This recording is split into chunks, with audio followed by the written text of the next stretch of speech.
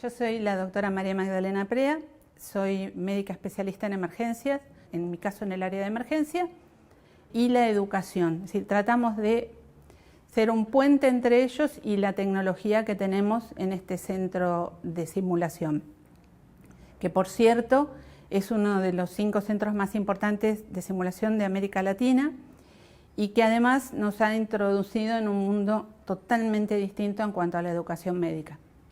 La simulación hoy en día es una herramienta fundamental de la educación. Nosotros acá la estamos conociendo en este momento, pero hace muchos años que se está utilizando en el resto del mundo.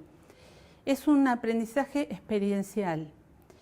Vale decir, uno puede hacer sin consecuencias. Uno aprende haciendo, que es una de las mejores maneras de aprender.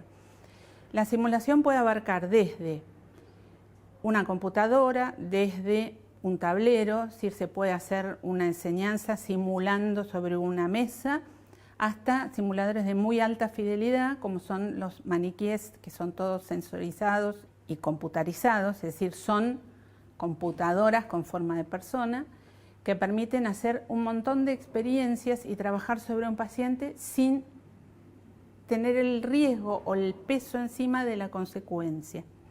¿Qué quiere decir esto? Que estamos trabajando sobre la seguridad del paciente y sobre la seguridad de la persona del equipo de salud que está haciendo la práctica.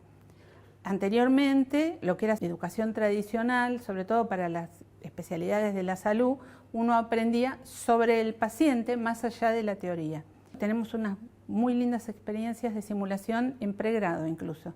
Se está haciendo simulación antes de recibirse, lo cual es muy bueno porque los alumnos se enfrentan o toman contacto con un paciente que no es un paciente real, pero que logran una inmersión, un grado de compromiso que sienten que están asistiendo a un paciente. ¿Qué quiere decir esto?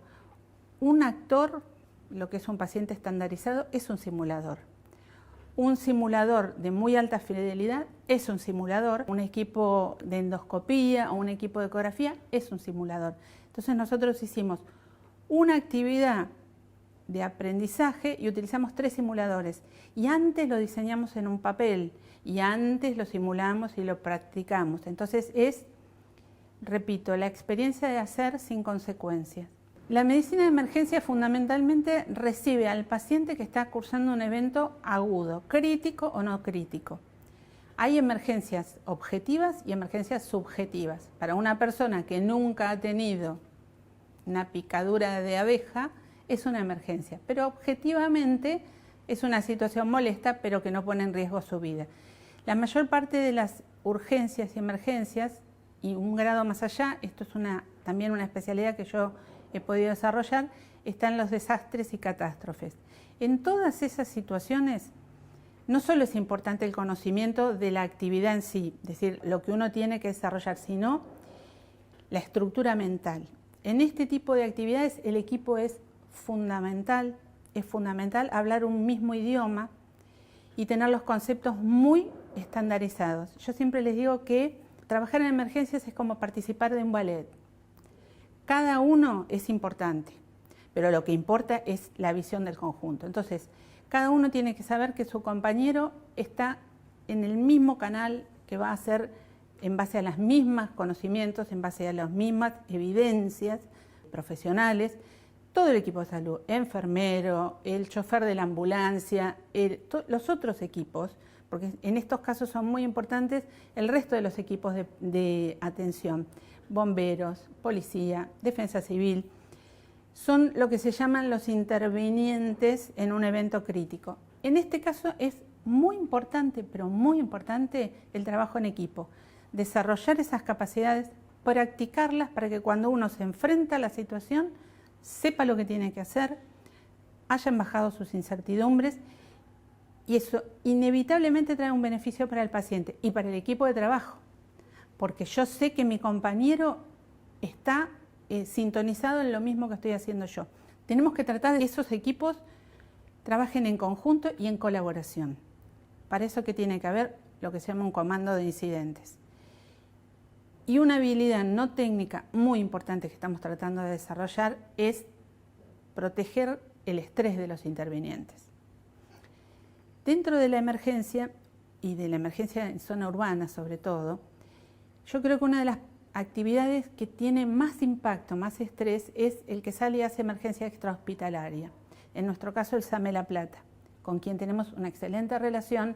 Ellos han venido a varias de nuestras actividades. Cuando uno sale en una ambulancia, a pesar de que haya tenido datos, que haya tenido lo que se llama prearribo, etcétera, etcétera, en general no sabe con qué se va a encontrar. Puede ser desde una cosa simple hasta un evento conmocionante. Y la persona que va en la ambulancia puede tener un compromiso afectivo con ese tipo de situaciones, porque le haya pasado a un familiar, porque se parezca a su hijo, porque sea algo que le pasó alguna vez. Entonces lo que estamos trabajando es que todo ese tipo de coordinación, el equipo proteja a sus integrantes, proteja al paciente y sobre todo trabajar con menor nivel de estrés después de un evento tan crítico.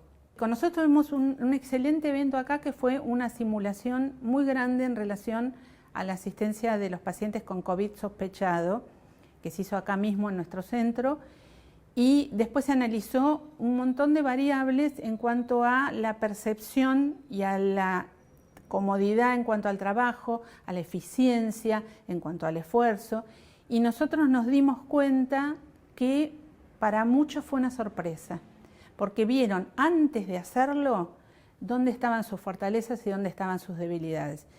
Lo cual entendemos que en el momento en que se enfrentaron realmente a esta situación, se les prendió una lucecita en la cabeza y dijeron, uy, cuando lo simulamos, esto estuvo muy bien, pero esto podía mejorarse.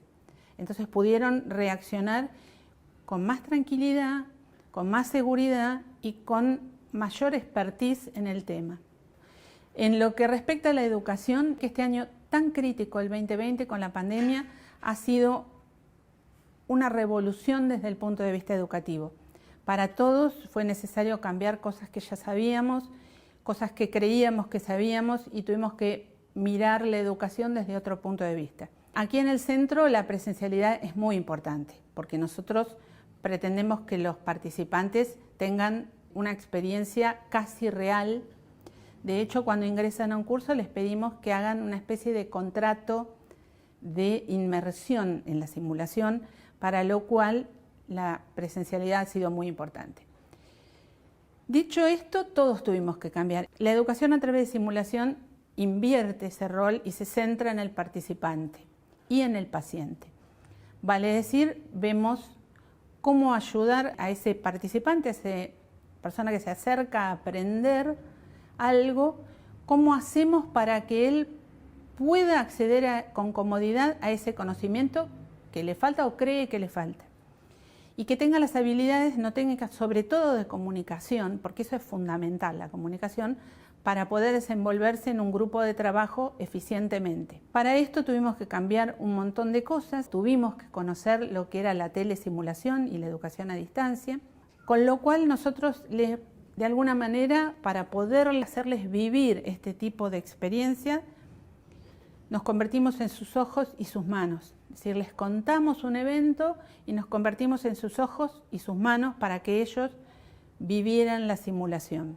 Todos tuvimos que aprender, por edad, por un montón de situaciones no las habíamos enfrentado, todos tuvimos que aprender, conocimos esas plataformas y las pusimos al servicio de esta educación a distancia, que para muchos es insuficiente, es cierto.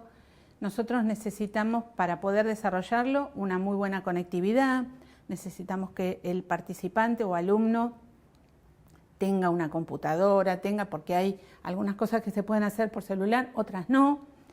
Estamos desarrollando algunas ayudas tecnológicas acá en el centro, como para que se puedan hasta fabricar sus propios simuladores, pero se necesita, reitero, conectividad, una computadora, etcétera. Pero hemos aprendido de esta manera que podemos llegar a los alumnos, que los podemos hacer vivir en el mientras tanto.